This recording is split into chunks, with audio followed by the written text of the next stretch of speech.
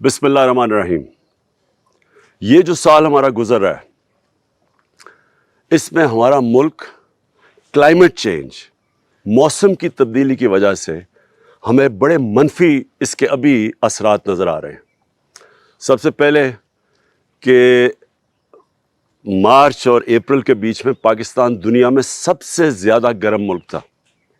यानी यहाँ जो गर्मी पड़ी उस वक्त दुनिया में सबसे ज़्यादा गर्मी पाकिस्तान में थी। फिर जो हमारी बारिशें हैं वो पहले आ गई और फिर वो आई तो उससे फ्लडिंग शुरू हो गई। कई इलाकों में बड़ी तबाही मची है फ्लडिंग की वजह से। फिर जो उससे पहले जो गर्मी पड़ी आगे लगनी शुरू हो गई।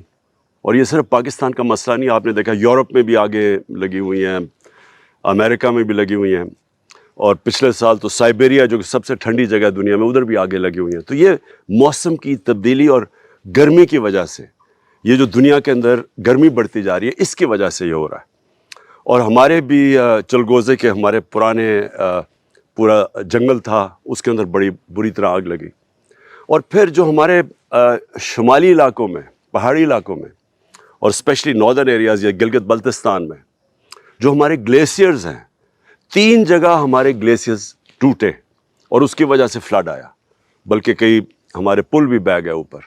तो ये सारी मौसम की तब्दीली की वजह से, इसलिए मैं आज सारी कौम को कह रहा हूँ कि दरख्त लगाना हमारी आने वाली नस्लों के लिए इतना ज़रूरी है।